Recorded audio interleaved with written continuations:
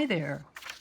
Last week we took an 8.5 by 11 sheet of paper and our scissors and we made a book that looks like this. It's got the spine along the long edge.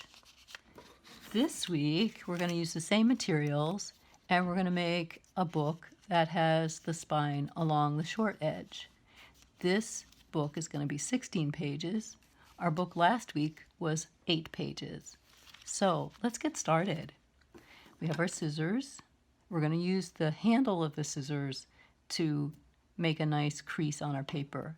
And we're going to be using 2 styles of folds. We're going to be using the hot dog fold and the hamburger fold. And that's a style of fold where you're using the short edge of the paper to fold or the long edge, and I'll talk you through it. So here we go. So you're going to make a hamburger fold by folding the paper over on the short side, and you're going to line up your corners. So you don't want your corners to go like that. You can see how off that is, right? Even slightly off will make a big difference. So you want your corners to be nice and accurately lined up. And so when you line them up, you can just keep your fingers there and then use your thumbs to come down to the fold and make a nice fold. And then you can pick up your scissors and come over and make a nice crease, a little more pressure than you can put on the paper with your fingers. You can put the pressure on it with your scissors. Okay.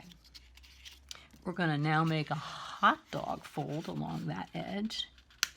So we're going to fold that up. Again, looking to the corners to be nice and crisp, coming down with our thumb and working along that edge, that fold to make it nice and crisp, coming in with our scissors to even that out. Okay. We're going to open it up. And we're going to do the same exact thing on the long side. And this is where the hot dog fold comes in. So we're lining it up, making sure it's not going off, lining it up nice and square. There we go. And then using our scissors. And then we're going to do another hot dog fold, lining it up, using our scissors. Oops, see how that's gone off there? So you want to really just, you can come back in before you actually make that fold nice and crisp. You can come back in and just refold it. There we go. Okay. Now we're going to open it up, and you should have 16 rectangles. So 4 across the top. These are made by your folding. Okay. So the next step is we're going to fold it again like a hot dog, like a hamburger, along that center short edge. And the fold, we want to make note where that fold is. It's on this side. So here's the open side. Here's the folded side. And we're going to take our scissors and we're going to cut from the folded side right down to the first crease, that first fold we made. So we're going to cut from here to the fold, from the spine to the fold, from the spine to the fold, from the spine to the fold. So here we go. We've got our scissors, and we're going to make a nice, we're going to just be very careful and cut right on that crease, right down to that fold. There we go. And we're going to cut right down to that fold. There we go. And cut right down to that fold. There we go. Good. Okay, and now we're going to open up our paper, and we're going to have these folds that look like, right in the center of the paper, it looks like a giant equal sign. So you see that? There's an equal sign right there. We're going to cut that equal sign in half. So we're going to take our scissors, and again, we're going to carefully cut right on that fold. It's nice and square.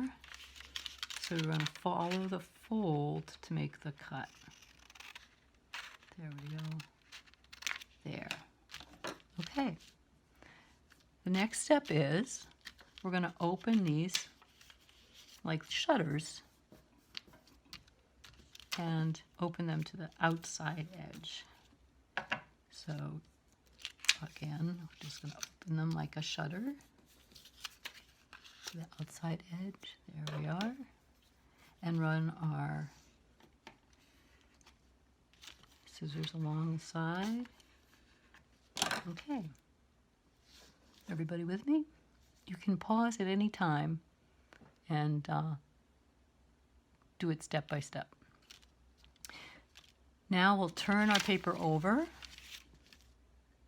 and we have like a giant window inside of this piece of paper. The next step is we're going to be folding up the bottom to the center, and again making a nice crease there.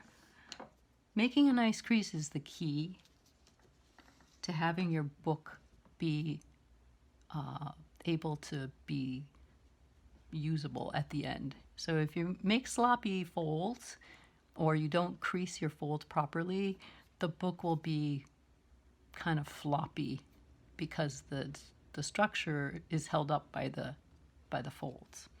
All right, and then we're going to fold it back down on the top to the center, and again put a nice crease in there. Now it looks like mine wants to overlap a little bit on this edge. So you, at any point, if you see that your fold is not being correct, you can go back and you can fix it. It's never too late to recrease something. All right, there we go. Okay, now we're going to fold it up again. And again, we're going to make a nice, we're going to re-emphasize our creases with our scissors. And I'm creasing away from the center rather than creasing into the center, but it's optional. You can do either way. All right, so you will end up in at this point you'll have these little pockets on the side. And now we're going to stand the book up, and you're going to push these two ends together. And so what you'll end up with is a diamond, or if you turn it, you'll end up with a square or a diamond. And at this point, just keep pushing because this is the final step. There you go. You're pushing it all together. And you might have a little bit of a extra room in there, but then we can adjust that when we use our scissors to make our fold. There we go. All right, so there you have it, a 16-page small edge binding or small edge spine, and have fun with this. And next week we'll come back and do some more paper folding. And come in and see the show, Transforming the Ordinary, and you'll see some amazing book covers by women artists of the early 20th century. So see you next week. Bye for now.